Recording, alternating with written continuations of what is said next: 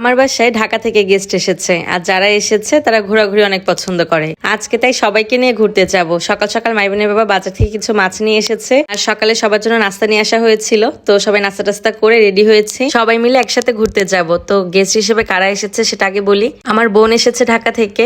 আমি আজকে আপনাদের সাথে 2 দিন আগের ব্লগ ভিডিওটা শেয়ার করছি। তো যেদিন আমরা ঘুরতে গিয়েছিলাম ওই দিন আকাশে মেঘ ছিল আর অনেক বাতাস ছিল, বৃষ্টিও হচ্ছিল মাঝে মাঝে। তবে এই 2 দিনের মতো এত বৃষ্টি ছিল না, ওয়েদারটা বেশ ভালোই ছিল। আমার যাওয়ার একদমই ইচ্ছা ছিল না, কারণ আমি একবার আগে ওখান থেকে ঘুরে এসেছি। তার উপর মানহাজ ছোট, আমার মানহাজকে নিয়ে কোথাও এখনো যেতে ইচ্ছা করে না। আসলে বাচ্চারা ছোট থাকলে কোথাও গিয়ে কিন্তু ঘুরে শান্তি লাগে না। আমি জানি ওখানে গিয়ে আমি কোনো মজাই করতে পারবো না, মানহাজকে কোলে নিয়ে সবসময় থাকতে হবে। ঠিক এই কারণেই যেতে চাচ্ছিলাম না, কিন্তু ওদের এত জোরাজুরির সাথে আর পেরে উঠিনি। তো এই তো আমরা অটোতে করে যাচ্ছি, আর ছেলেরা পিছনে আরো 2টা বাইকে করে আসছিল। অটোতে সব মেয়েরা বাচ্চা নিয়েছিলাম, এই কারণে মাইবিনের বাবার সাথে এসেছে, আর ওরা বাইকে আমাদেরও আগে চলে এসেছে। তো দেখতে খুব কাছে মনে হলেও জায়গাটা অনেক দূরে আমাদের বাড়ি থেকে। অটোতে করে যেতে আমাদের মোটামুটি 40 মিনিটের মতো সময় লেগেছে।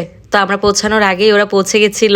ওরা আগে এগিয়ে এসে আমাদের জন্য বাহিরেই ওয়েট করেছিল, পরে আমরা সবাই মিলে একসাথেই ভেতরে ঢুকেছি। আচ্ছা, কোথায় গেলাম সেটাই তো বলা হলো না। একটা রিসোর্টে এসেছি, এটার নাম হচ্ছে সাবান্না পার্ক অ্যান্ড রিসোর্ট। বিশাল বিশাল বড় জায়গার উপরে এই রিসোর্টটা করা, যেটা শুধু পায়ে হেঁটে একদিনে ঘুরে দেখা সম্ভব না। এই রিসোর্টটা বেনজির আহমেদের, সে তার ওয়াইফের নামে নামকরণ করেছেন সাবান্না পার্ক অ্যান্ড রিসোর্ট। ভেতরে অনেকটা কাজই করা হয়েছে, তবে আরো অনেক কাজ বাকি আছে। আর এই বাকি থাকা কাজ কখনো সম্পূর্ণ হবে কিনা সেটা আদৌ জানা নেই, কারণ এটা এখন তার ব্যক্তি মালিকানাই নেই। এটা এখন সরকারের অধীনে চলে গেছে। সে তো দুর্নীতি করে বিশাল বিশাল সম্পদ করেছে, তার কিছুই এখন ভোগ করতে পারছে না। তো তার ভেতর এটাও একটা। এটা এখন সরকারের অধীনে আছে, আর সরকারের কাছ থেকে এটা এখন বছর চুক্তিতে একজন রেন্টে নিয়েছে।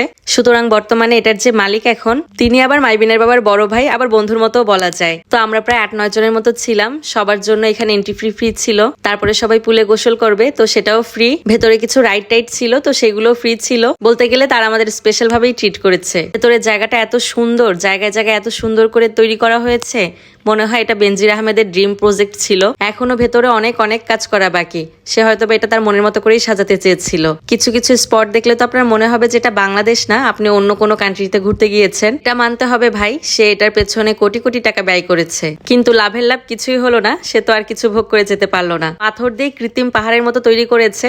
তো এখানে তো আর আমার ওঠা সম্ভব না। ওরা উঠেছিল, তারপরে একটু ভিডিও করেছে চারপাশটা। আসলে চারপাশটা তো কিছুই দেখা যায় না, এটা অনেক বিশাল বড় একটা জায়গা নিয়ে। এখানে রাতে থাকার জন্য অনেক রকমের ভিলা আছে, ডুপ্লেক্স ভিলা, সিঙ্গেল ভিলা। কেউ চাইলে এখানে রাতেও স্টে করতে পারবেন। তো আজকে সবার ঘুরতে যাওয়ার প্রধান উদ্দেশ্য ছিল সবাই সুইমিং পুলে নামবে। পুলটাই সবার মেইন প্রায়োরিটি ছিল, এই কারণে আমরা এদিক ওদিক আর কোথাও ঘুরতে চাইনি, শুধু ডিরেক্ট পুলে চলে গেছি। আশেপাশে যে আরো কত অ্যাক্টিভিটিস আছে করার মতো। আমি তো বাবুকে নিয়ে কোথাও নড়িনি, আমি জায়গায় ছিলাম, আর টুকটাক যা ভিডিও করেছে ওরাই করেছে। আর ওরা যেহেতু পুলে নামবে, তো এখানকার ভিডিওটাই বেশি।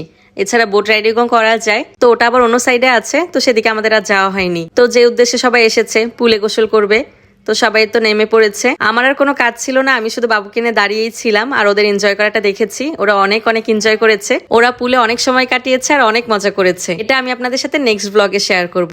আজকের ভিডিওটা এখানেই শেষ করে দিচ্ছি। ভালো লাগলে অবশ্যই একটা শেয়ার করে দিবেন। সবাই ভালো থাকবেন। আল্লাহ হাফেজ।